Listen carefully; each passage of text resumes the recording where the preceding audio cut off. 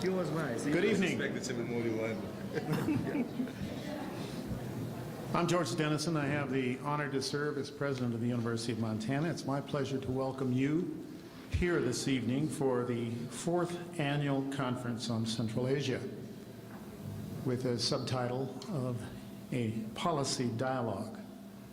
I'd like to begin by introducing the distinguished members we have on the dais here this evening.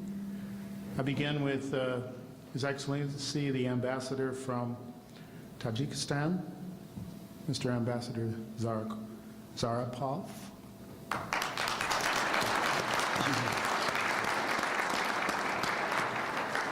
He has a distinguished career in the diplomatic service for his country, and then in 2003 became the ambassador to the United States. And I want to say publicly how much assistance he has provided to us here at the University of Montana in the development of our program.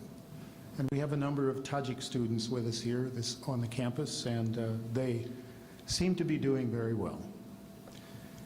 I'd like also to introduce the Consul General, Suleimanov, from Azerbaijan, who is in Los Angeles.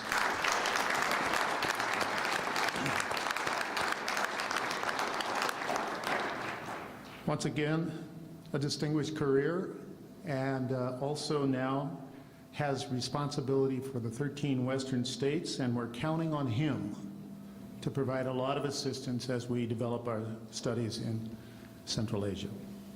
And then, finally, Mr. John Fox, on my left here, who is Director of the U.S. State Department's Office of Caucasus and Central Asian Affairs. He's about to change assignments next summer, he tells me, and he will have responsibility for Afghanistan.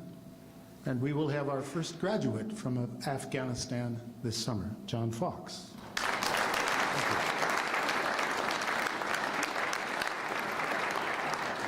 I have obviously skipped one of our speakers, so I'll take a little more time.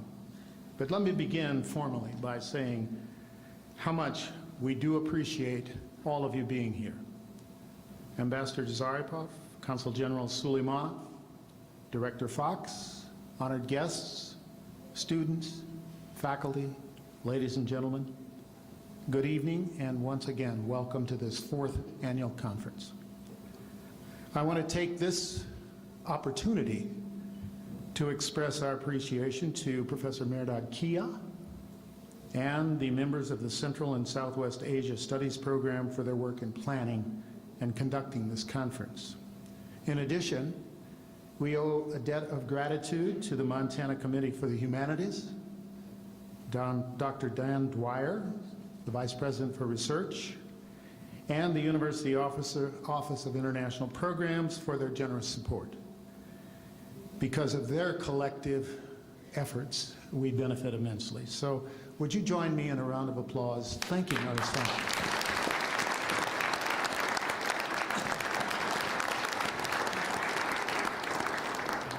This evening, I have the honor to introduce our keynote speaker.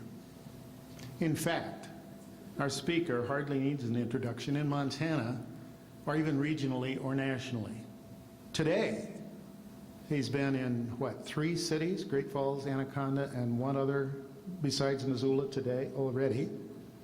And we've only begun to task him. Elected in 2004 as the 23rd governor of our state, Brian Schweitzer has spent the last 18 months visiting all areas of the state as if he had not become well acquainted during his campaign, interacting with people and trying to discover what their concerns are and what their issues are. With seemingly inexhaustible energy, he has eagerly accepted the challenge of positioning the state for success and vitality in the 21st century. A Montana native, raised on a ranch and intimately familiar with Montanans and their culture and values, he has also traveled and worked around the world, as he said this afternoon, deepening his understanding of his own culture and himself, while at the same time understanding how other people live, think, and believe. with a bachelor's degree in international agriculture from Colorado State University and a master's degree in soil science from the little school down the road, Montana State University. It's okay. You see, I couldn't resist. He then applied his knowledge of irrigation, soils, business management, and a rather, I think, sharp insight into behavior to help people in Africa, Asia, Europe, and South America to become more nearly self-sufficient in food production. As he says, building hundreds of miles of roads, pouring thousands of yards of concrete, burying hundreds of miles of irrigation pipe, and constructing hundreds of structures from houses to warehouses to distribution plants. For example, during his 7 years in Saudi Arabia, he supervised the development of 28,000 acres of irrigated cropland. He and his wife Nancy returned to Montana in 1986 to raise a family and to develop a ranching and irrigation business here in the state. He's always, however, responded to a deeply felt urge, it appears, to help others. And this response, I think, helps to explain his success in politics. As a relative newcomer to politics, he ran well in 2 elections, winning the second, and as he pointed out again this afternoon to the students, you learn a good deal more from losing than winning. In any case, it benefited the state and all of us that he had learned well from that. In addition to his immediate efforts to resolve a crisis in funding for education in Montana, he characteristically focused upon the major challenge facing the country and the state. From helping people in the Middle East to become food self-sufficient, he has turned his attention to energy self-sufficiency for Montanans and Americans. His attention to detail, active promotion of strategies that address the challenge, all of these have directly captured the attention of people nationally as well as locally. In that regard, most recently, he convened an energy summit that attracted talent and ideas from around the world. I believe his well-known determination, aggressiveness, that's a compliment, and sagacity will assure that he carries through on this challenge as he had on others that he's confronted. This year's conference, as I mentioned earlier, has focused on the theme of a policy dialogue. It strikes me that our speaker has the breadth of experience and the commitment to public service and to public diplomacy to offer valuable insights. His topic provides some guidance on that issue, quote, energy, security, and economic development, Montana and Central Asia. With great honor and pleasure, I present our speaker, the Honorable Brian Schweitzer, Governor of the state of Montana. Thank you very much.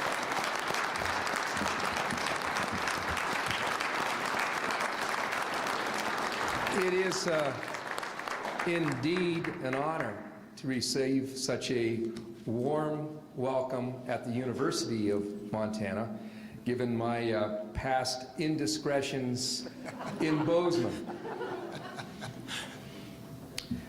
We will talk about a region that you see on the map today that, not unlike Montana, a region that is and will be central to our energy supplies for the coming decades, a region that is rapidly developing their agriculture, and a region that is rapidly attracting intellectual talent from around the world.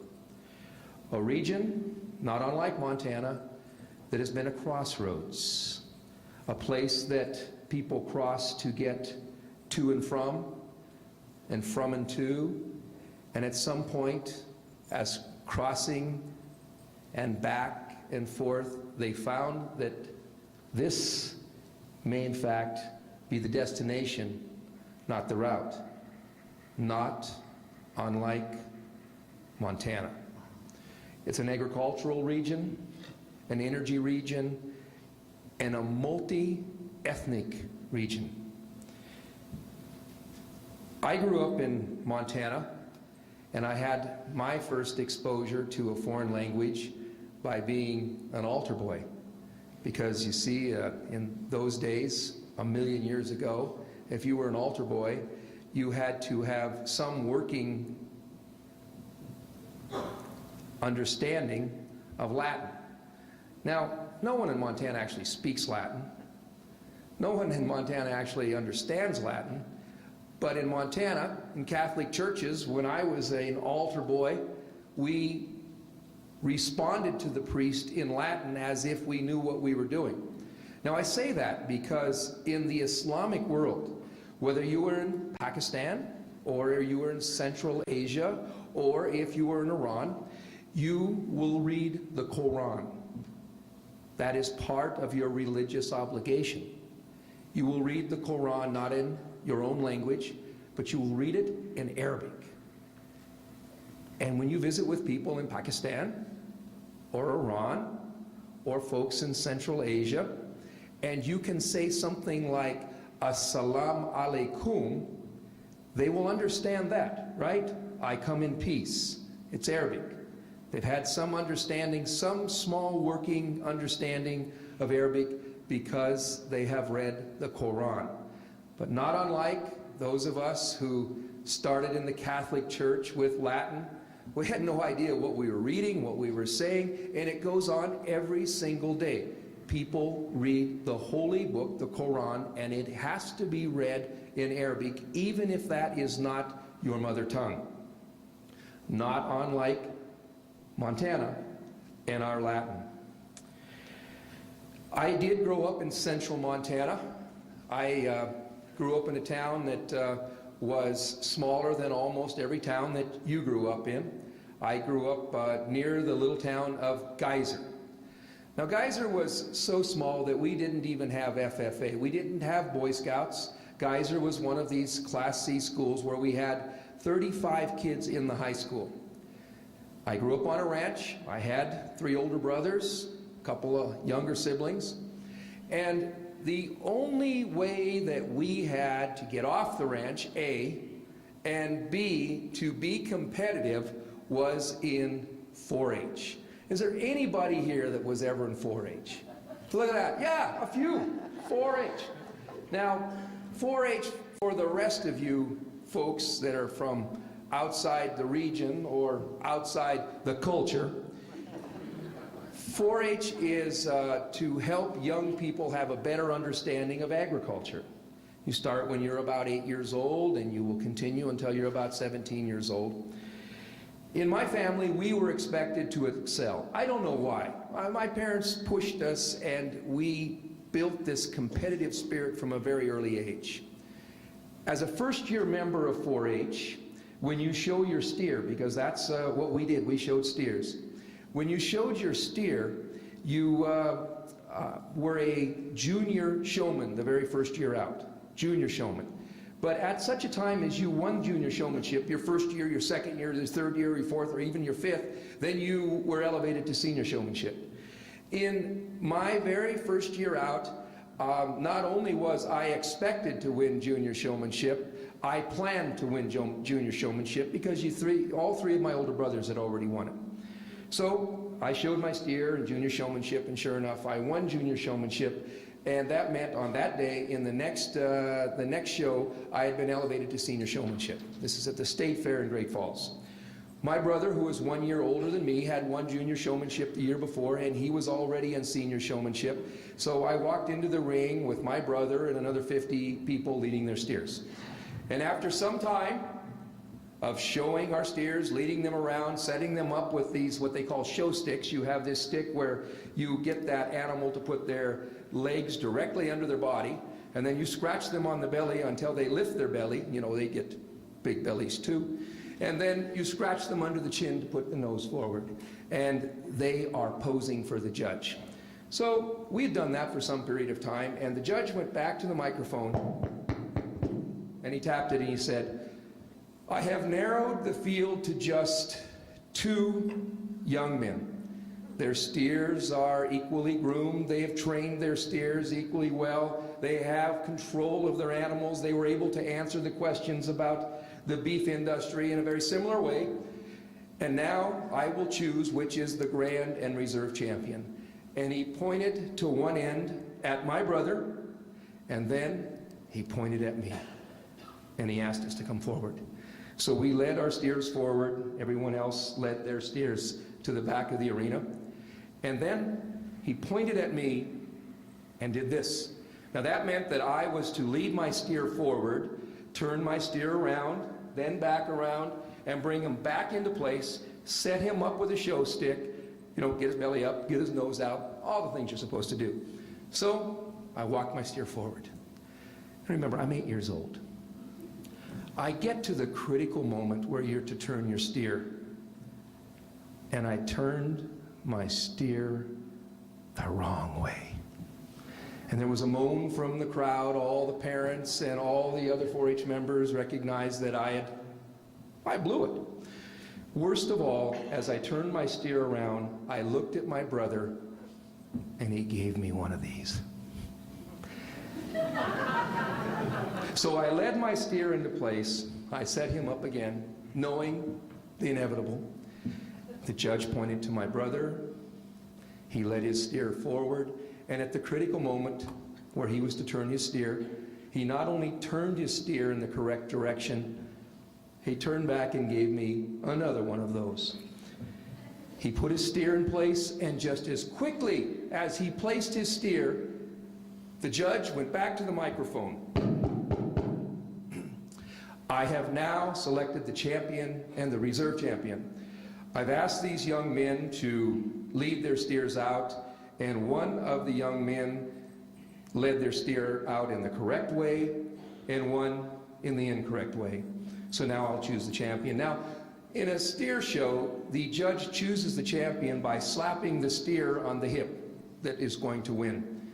And so the judge walked directly to my brother's steer and raised his hand, and then at the critical moment, he pulled his hand in and slapped my steer on the hip and announced, "Here is the grand champion."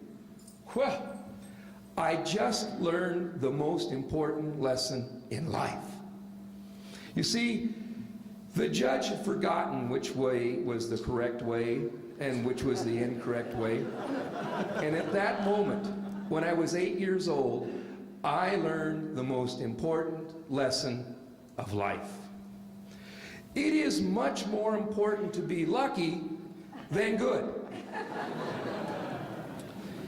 I had another lesson about that same time. I was 5th grade, and growing up on that ranch in central Montana, our ability to see the world and understand geography and other cultures was limited to books.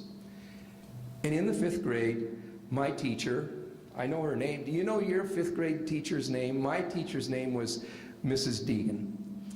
And she assigned us this assignment. She wanted us to write a report about a country that we chose. And I thought about this a great deal, and I ultimately decided on Argentina.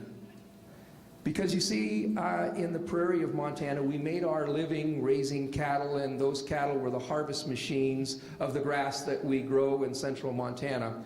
And I'd heard about this remarkable place in South America of Argentina, where the grass would grow as high as the saddle of the horse. And so I studied that remarkable place of Argentina. And it was in studying about the culture of Argentina, the history of Argentina, the people of Argentina, that a light came on in this young student about the world, about the great possibilities that existed in the world.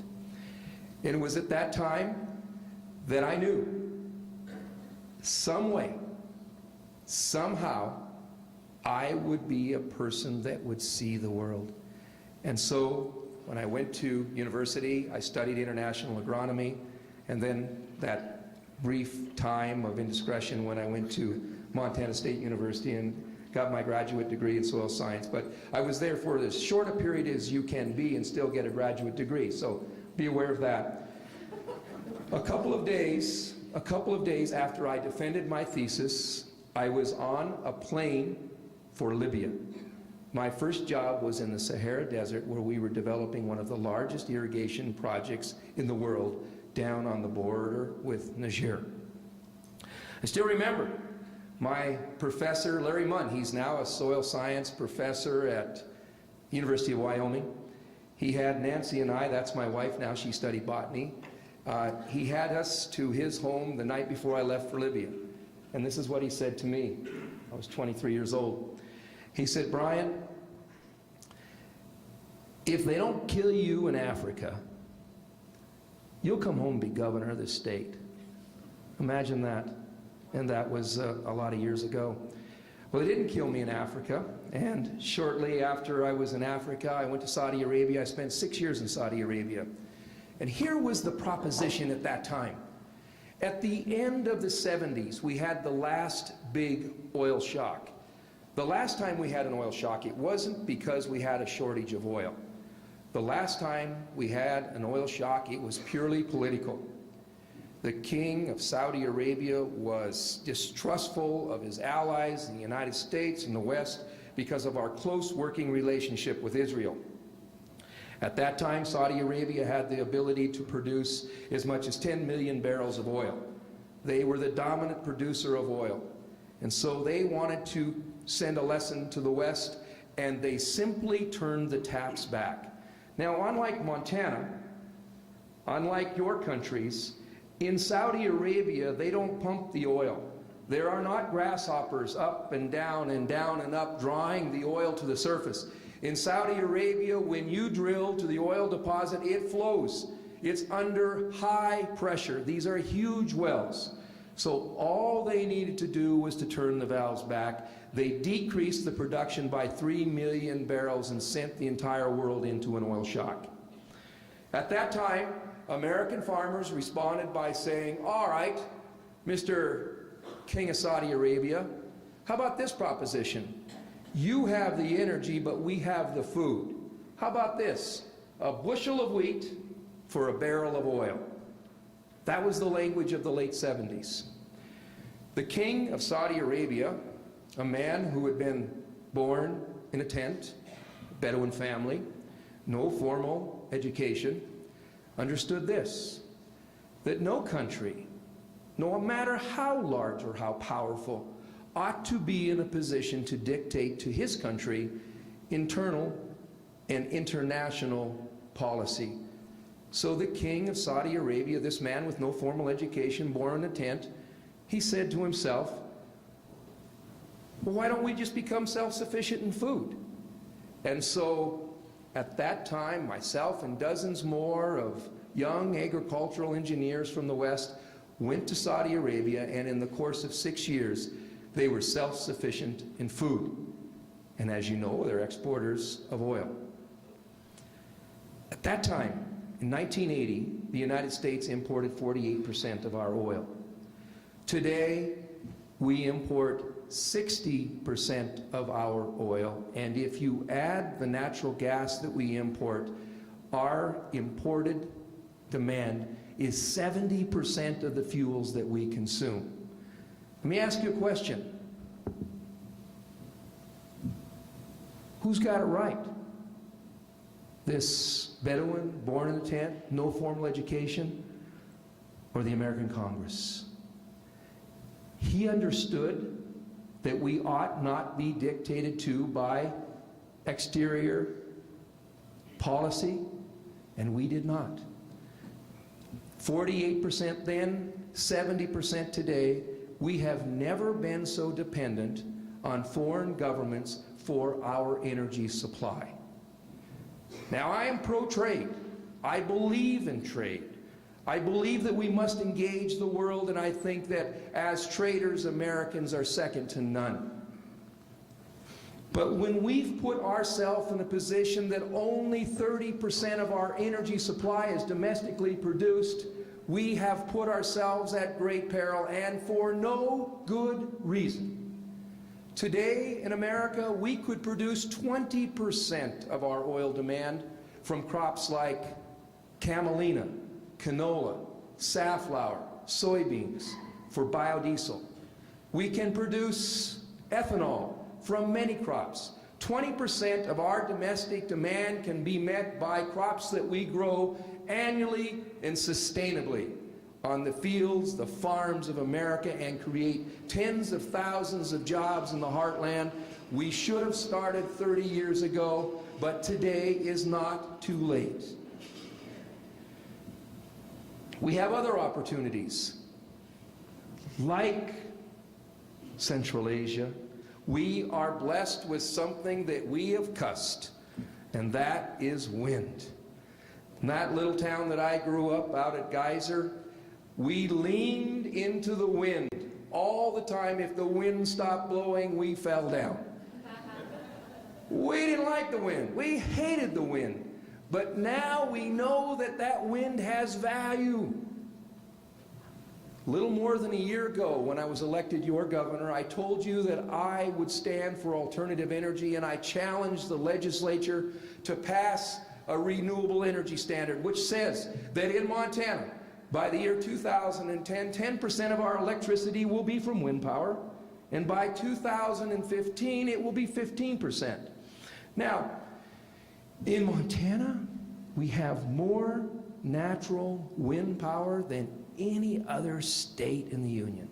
We are #1 in our natural wind power. And George, we were in last place in production of wind. We were behind Rhode Island. Now, Rhode Island is not even a decent-sized ranch in Montana. And we were behind them. But over the objection of approximately 50% of the legislature, we passed a renewable energy standard in Montana. By just a couple of votes, we got the votes. And within a few months, I cut the ribbon on the first $250 million wind project near Judith Gap, where we are now producing wind power cheaper than we're producing coal power in Montana. The lobbyists who were representing the big energy companies during the debate about renewable energy, they said, take no offense here in Missoula, they said, wind energy, that's for a bunch of hippies. That doesn't work in Montana. Montana has coal and oil, gas. That's energy. That's real energy. And so, almost 50% voted against wind energy. They told us that if we passed this renewable energy standard, that the price of electricity would go up for Montana consumers. They said, sure, we'd like to have alternative energy, but at what price? Should we make Montana consumers pay more? Well, it's interesting because this year we've cut the ribbon on a couple of projects in Montana. At Hardin, we cut the ribbon on a brand new coal project using pulverized coal. Old coal technology is now once again being produced in Montana. A 150 megawatt plant is now producing electricity in Montana with coal power for $41 a megawatt. Put that in the memory chip over here, right over here. Got it? $41 a megawatt. Well, we also cut the ribbon on that big wind project with Judith Gap. And we're producing wind power in Montana for $32 a megawatt. But in Montana, Azerbaijan is the same. The wind doesn't blow all the time, most of the time, but consumers want their power when they want it, not when the wind's blowing. So you have to firm that power, and in Montana we did that with a natural gas project. So we have wind power and natural gas to peak when it's not producing. The blended power for this project is $38 a megawatt, cheaper than coal. I think we've sent a message to the world that we can produce sustainable wind energy cheaper than old coal technology. And it's time. We can lead the nation in wind power. We have oil in Montana. We have natural gas. We have coal. We have gold and silver. In fact, We're called the treasure state. And for the last 100 years, the people of Montana believed that we were the treasure state because of the wealth that was possessed in the mountain. All of that gold, that silver, that coal, platinum, palladium. We always thought that the treasure state meant that we had mineral wealth in the mountain. But during the last 15 years, we've begun to change our way of thinking. We know that we still have great mineral wealth, but today, most of the people in Montana and people from around the world know that we are the treasure state. And it's not because of the minerals in the mountain. It's the mountain. It's the rivers. It's the wild lands. It is because we are the last best place. A place where you can recreate and fish and camp and hunt and float in the most remarkable places left on the planet. There is value in open space. There's value in protecting the environment. In fact, in the region of Montana, like Missoula, where we have mountains and trout fishing and elk, we have the fastest growing economy in America, faster than any place else in America. And it is because people are moving here for high quality of life. The same reason most of the people are sitting in these chairs today is the reason that Montana is growing. People are choosing to come to Montana because of our high quality of life. Open spaces, clean air, clean water.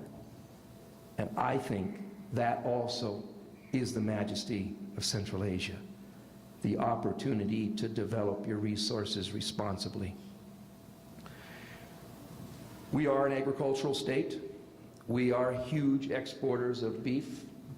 We are exporters of wheat.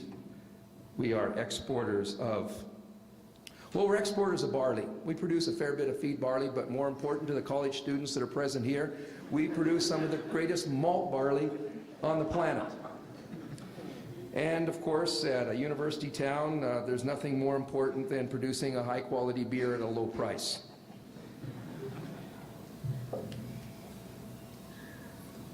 We have challenges in Central Asia. Here are the challenges.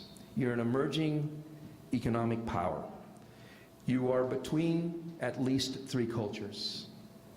You are between the culture of the great Russia to the north and all of their immense power, resources, political might, and Iran to the south, who of course is one of the most important political figures on the planet today. And of course, to your east, the 900-pound gorilla is China. In fact, the reason the price of energy has skyrocketed, the reason, for example, copper. We're a big producer in copper in Montana. 5 years ago, the price of copper in Montana was 65 cents a pound. Last week, it eclipsed $3 a pound, and it is because of China. And China has got an insatiable demand for increasing electricity, creating a new big middle class. Let's talk about other resources. In America, the price of scrap iron has multiplied fivefold during the last 5 years. In fact, in America, scrap dealers are gathering up all the scrap metal we can find, putting it on huge barges.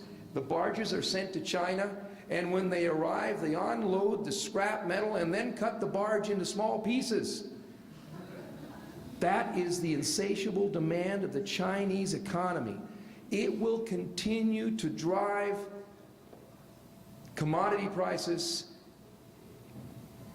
another 5 years, 10 years, a lifetime, I don't know. Fewer than 1% of the people in China drive a car, and yet they nearly import as much oil as we do in the United States. Think about it. What happens when 2% drive a car? 3%, 4%. Don't even think about 10%. Here's our challenges, and it comes back to quality of life. As we have emerging economies around the world that want to emulate the quality of life that you have, the ability to drive a big car and maybe two, the ability to live in a large house with both heat and air conditioning, the ability to get on a jet plane and at your whim fly from coast to coast, and all of the middle class be able to afford that. If the rest of the world is able to attain that quality of life, we will produce enough carbon dioxide through burning of coal and diesel, enough mercury and sulfur that we will be well on our way to destroying the planet as we know it. So our challenge, our responsibility in the United States is to produce the technology so the rest of the world can attain that quality of life, so the rest of the world can enter a large percent of their population into the middle class without putting so much carbon dioxide into the atmosphere that we raise the level of the oceans by 5 or 10 feet and destroy all the coastal cities.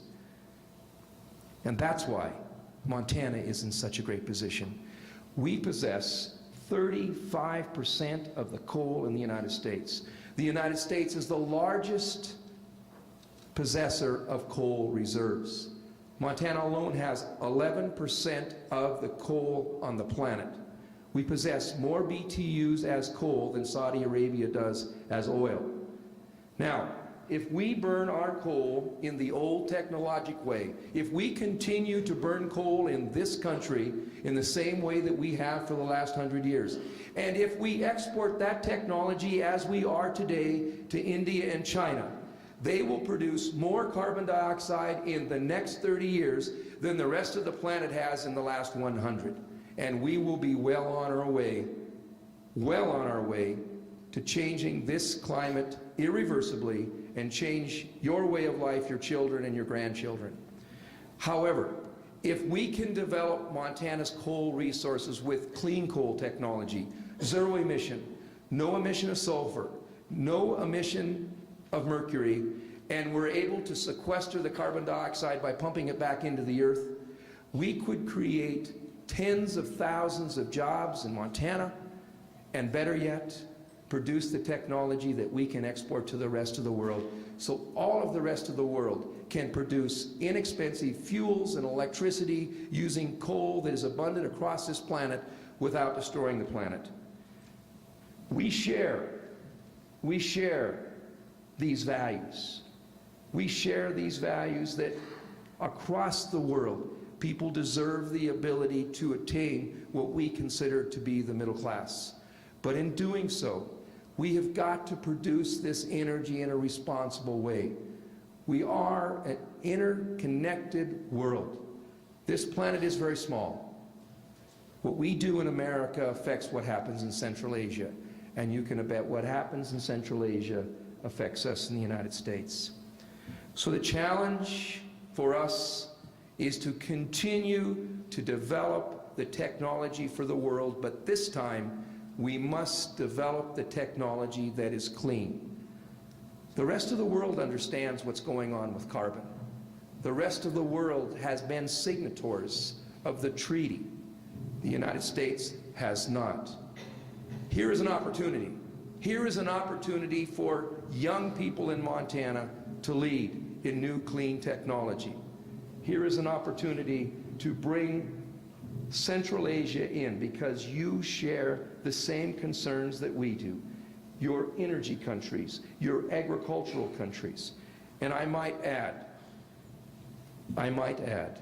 that you, like Montana, have been at the crossroads of civilization, not like Montana for the last 200 years, but for the last 10,000. Welcome to Montana, and I look forward to visiting with you in your own countries. Thank you very much.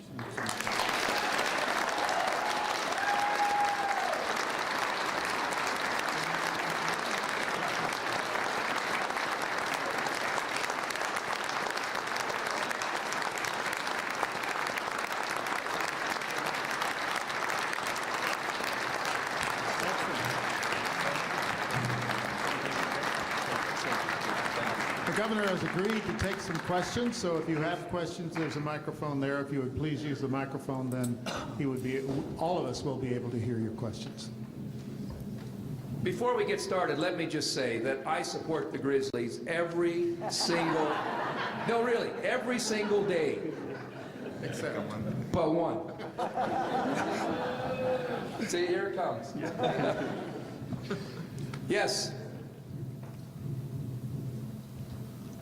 Would this happen at home?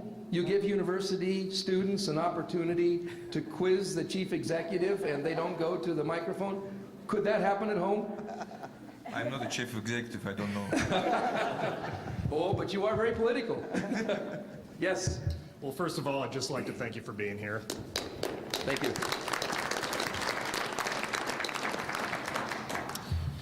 But regarding the alternative fuels that you're discussing, such as the 85 and ethanol-based fuels, do you believe the cause of the foot dragging to a large degree is the belief that it is not a viable alternative to petroleum, or do you think it is due to something else? I have found in politics when people consider something to be a conspiracy, the most likely culprit is incompetence. In this country, we don't respond unless there's a crisis.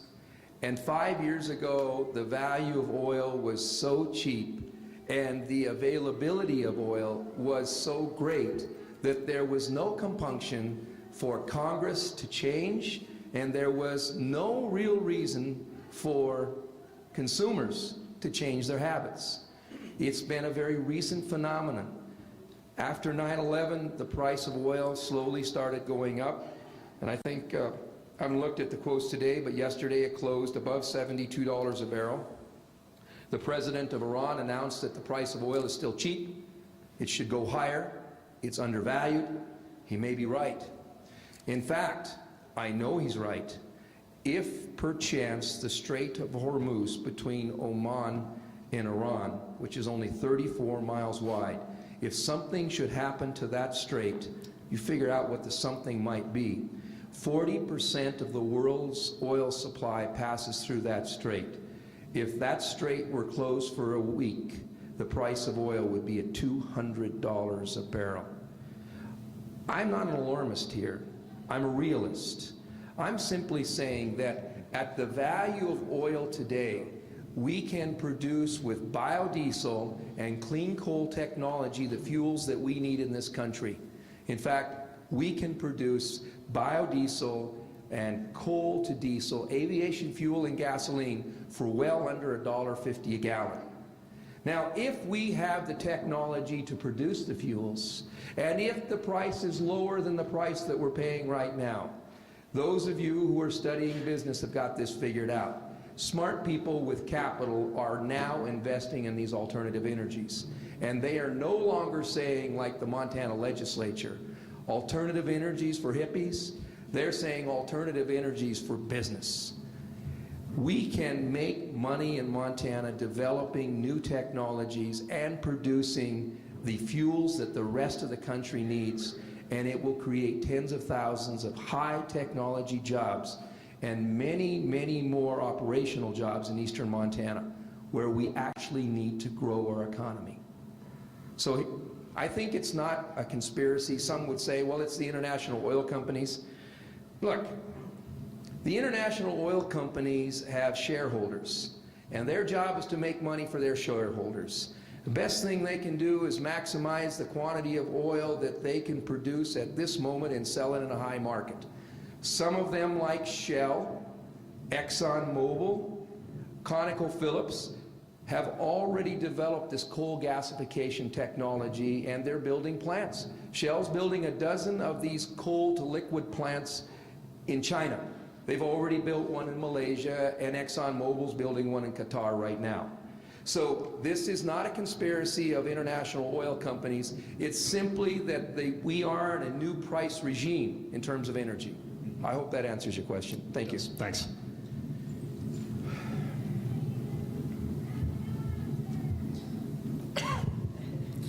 So, as far as China goes and Stand taller. and the standard of living, and I know that I was recently reading some information about like the emission standards for cars built specially in China, only for sale in China, they're 10 years outdated, and yet everyone is so starved to get these cars and these gas-guzzling SUVs. How do you, how would you suggest changing that? Because as far as these businesses have money to be made there, so they're not going to change things when, like make money as it is. As we look at the two largest developing economies on the planet, which is both India and China, there are remarkable differences between the two. If you are a businessman or woman with capital, I would recommend that you invest in one of those countries over the other. And that recommendation would be to invest in China, not India. Because you see, in China, you have a totalitarian capitalist regime. In India, you have a democracy. And my God, you only have to look in the mirror to see that a democracy, while it's the greatest system in the world, it is very inefficient. It comes and stops and starts, it comes in elections, it comes in changes in vision. The difference in China is if a few dozen leaders decide to go in a direction, they go. Just as I said to you earlier, a dozen of these coal liquefaction plants are being built in China today by the Shell Oil Company, and we have one small plant being built in Pennsylvania in the United States. The difference is that in the United States, like India, we have a democracy. It takes a resolve of the people to say that's the direction we're going. The difference is a few dozen people in China can say it is time for us to produce inexpensive but clean energy. They have more dogs in the hunt than we do because they have more than 1 billion people. Now look, let's be fair in the United States. Let's be very fair. It was a few years ago, we were bemoaning what was happening in Brazil. They're cutting down the rainforest, we say. How can we allow them to cut down the rainforest? That's the last great spot on the planet that sucks up the carbon dioxide and puts oxygen back into the atmosphere. Well, the folks in Brazil said, it's funny that you should complain in the United States because most of your corn belt is a place that used to have hardwood forests. So why is it okay for you to cut your forest down and produce corn, but not for us? How is it okay for you in the United States to have a very small percentage of the world's population and consume a very large percentage of not only the fossil fuels, but be the greatest producer of carbon dioxide, and yet we want to talk about the third world? Our responsibility, I believe, as being the last superpower in this country, in the world, is to produce these technologies so that other countries around the world can buy inexpensive technology to produce their energy in a way that is environmentally safe. How do we get them to change? How about starting at home? You don't have to go clear to China to find a gas guzzler that's polluting. You only have to go to our own parking lot. How do we change? It takes leadership.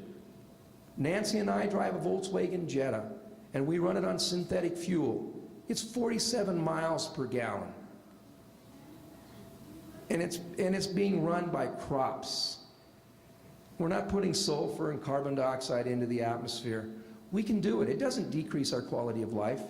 Actually, I was in New York. I met with some conservation folks a few months ago. They were conservation investors.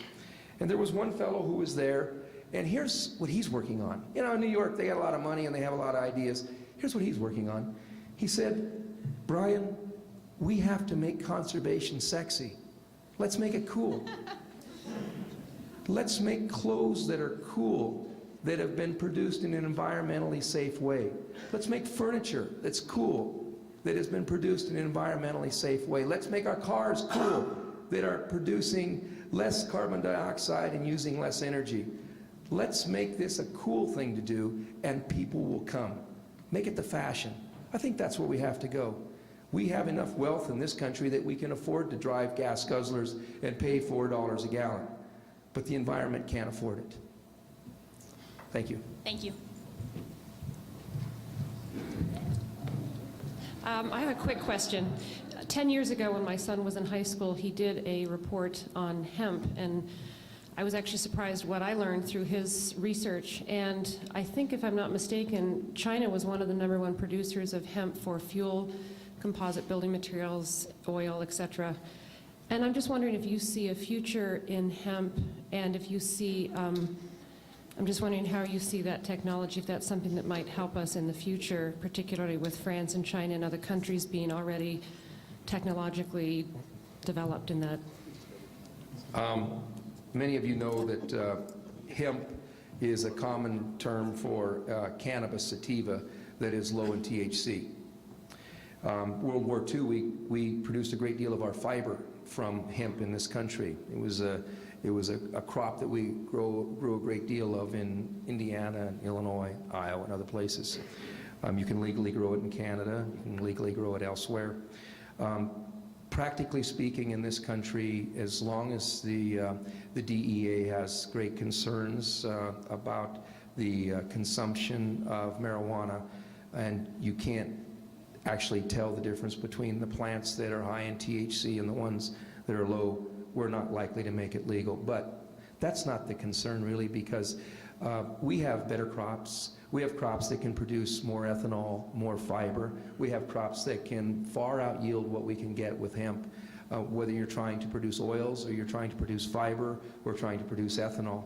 So if that was the do-all, end-all crop, I'm sure with a little bit of nudging, Congress would re-legalize the production of hemp. But I think that in terms of producing fiber, we have other crops that we can grow. In terms of producing oils, we have other crops that we can grow. So I don't think there's an outcry right now for legalizing hemp again in this country. What else? Here we go. Now's the tough question. You see, this is the way it works. I don't know how it is back home, but they soften you up with 3 or 4, and then here it comes. This isn't really tough, actually, at all. This is the zinger. Well, kind of. I was actually wondering what businesses you would invest in, because I think that's good to know, being young and wanting to invest in things, and what alternative fuel businesses you invest in. And my second part to my question is, I hear you speak fluent Arabic, and I was wondering how long it took you to learn the language fluently.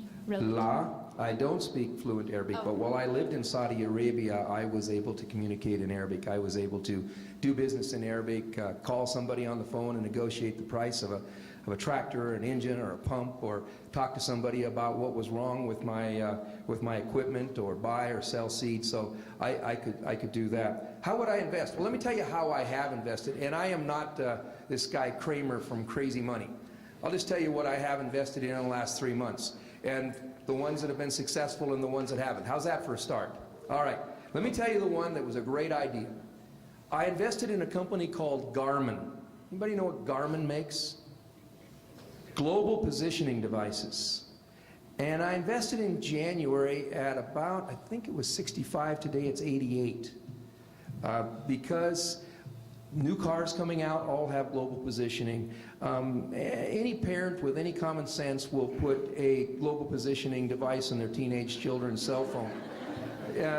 We are now using global positioning in agriculture, in defense, and Garmin is a leader of that industry. I also invested, now this one's less sexy, I invested in Starbucks. And this was one where I said, Nancy brought this idea to me, my wife. She said, we ought to invest in Starbucks because, you know, I've just been looking at our staff and they're spending 1/3 of their salary at Starbucks. Well, I looked into it and I said, Nancy, Starbucks? Nah.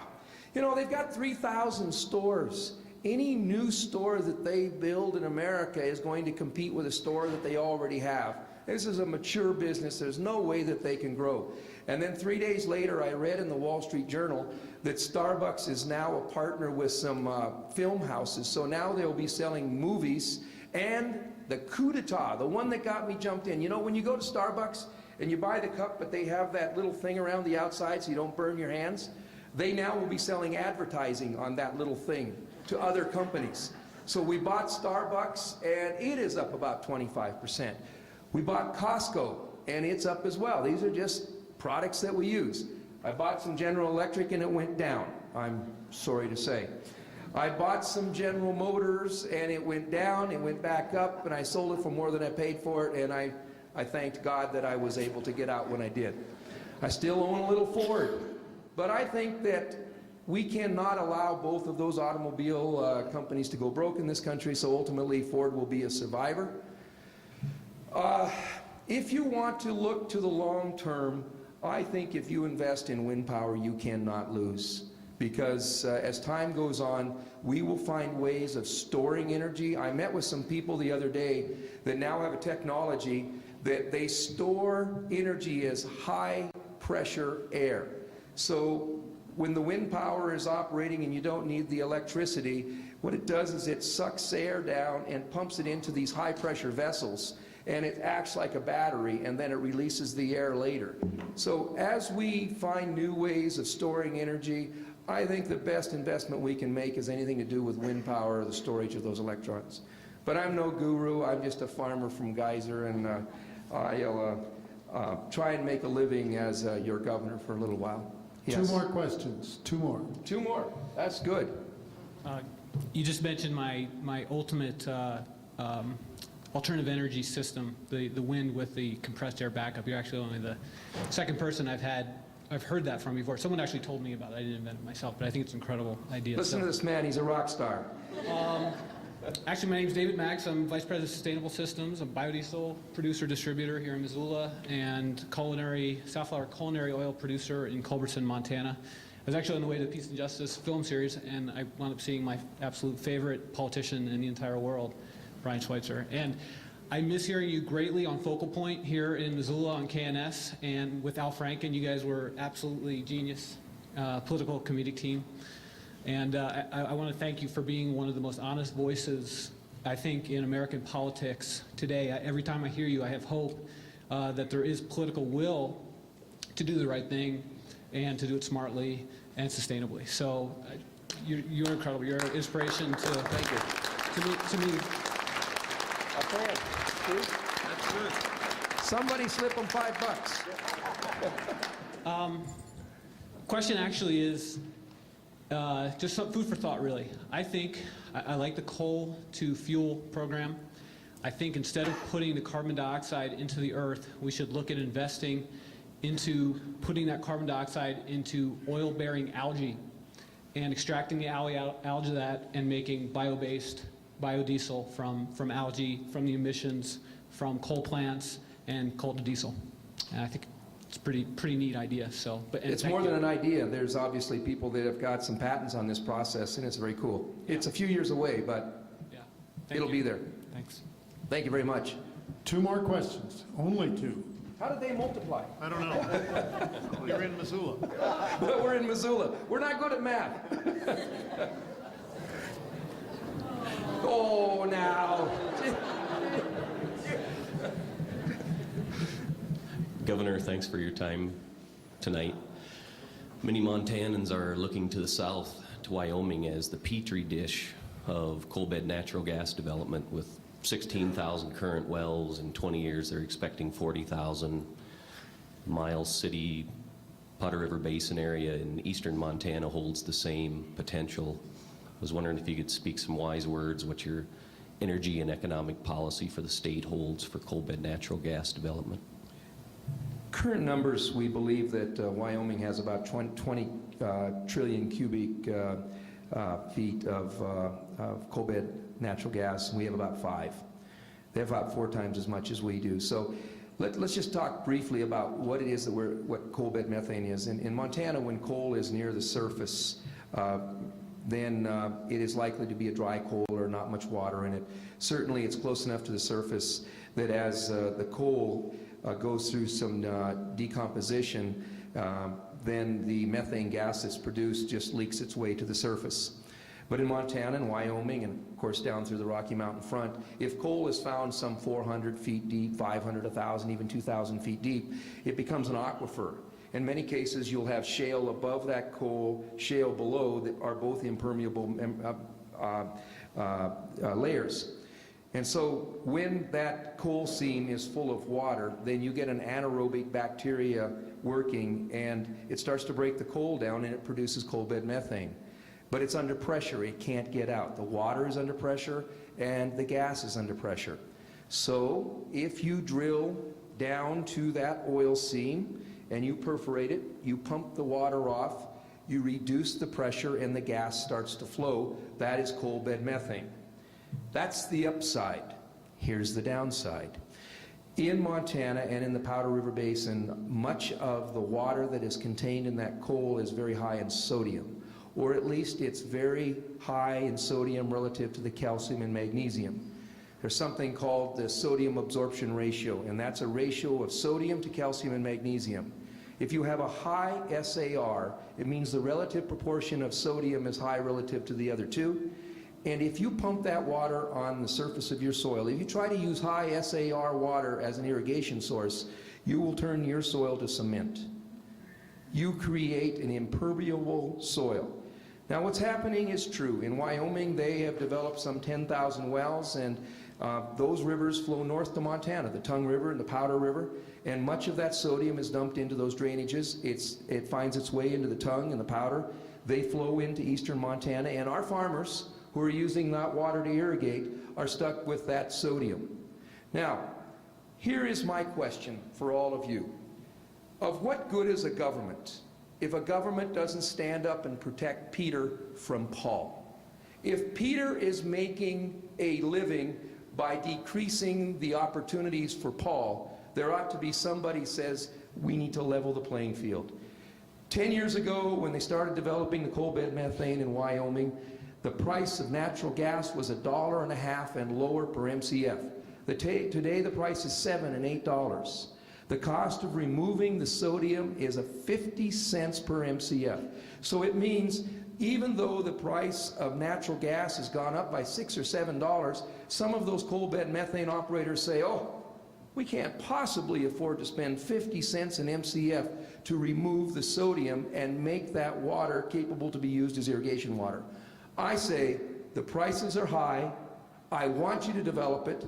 Use a resin process, remove the sodium, develop coal bed methane in Wyoming, and giddy up in Montana at the same time. Let's develop energy, but let's do it right. And when we're all done, let's make sure that the land is in good a condition as it was before. That's coal bed methane. Thank you. Yes. Mr. Governor, on behalf of the UM faculty, I'd like to say we appreciate you very much for taking the time to come and visit with us. My question is about coal, not coal bed methane, but rather biodiesel. I am not a farmer. I don't really understand the numbers that are involved, but one of the criticisms of this procedure and technique that I've read about is that the energy expended to farm the sunflower seeds or whatever oil that's being produced is approximately the same or perhaps a little bit more than the energy that's recovered through its refinement. And I wondered if you could just give us a sense of the energy balance sheet that may be involved there. Well, you know, Columbia University had done some calculations, and they had come to the conclusion that in the case of ethanol, it actually takes a bit more energy in than energy out. That has been challenged by a large number of people in the scientific community, and I think many people agree that in the case of ethanol, 85 units in for 100 units out. In the case of biodiesel, in particular in the way that we produce our crops in Montana, it's a 2 or 3 to 1 return. We grow our crops in Montana with very low inputs. We grow them in many cases with very low nitrogen, and that's why I'm very excited about this new crop. Now, you've heard a little bit about safflower, David, right? Safflower is good. We love safflower. It's a beautiful oil. Canola, you know about that if you eat popcorn. Soybeans, you know about soybeans. But there is a name that is a beautiful name. She's the most beautiful name in Montana, and her name is camelina. She is native to Central Asia. She's been growing from Russia all the way to Turkey for hundreds of years. She's a beautiful crop while you grow her in the field. She takes very low inputs, very low maintenance, and she yields a great deal of high quality oil for both biodiesel and biolubricants. We have great opportunities. I believe that biodiesel does pay 2 to 3 to 1, 2 or 3 to 1. It is a good return on our buck, and it is all domestically produced. Thank you. Thank you. Thank you very much.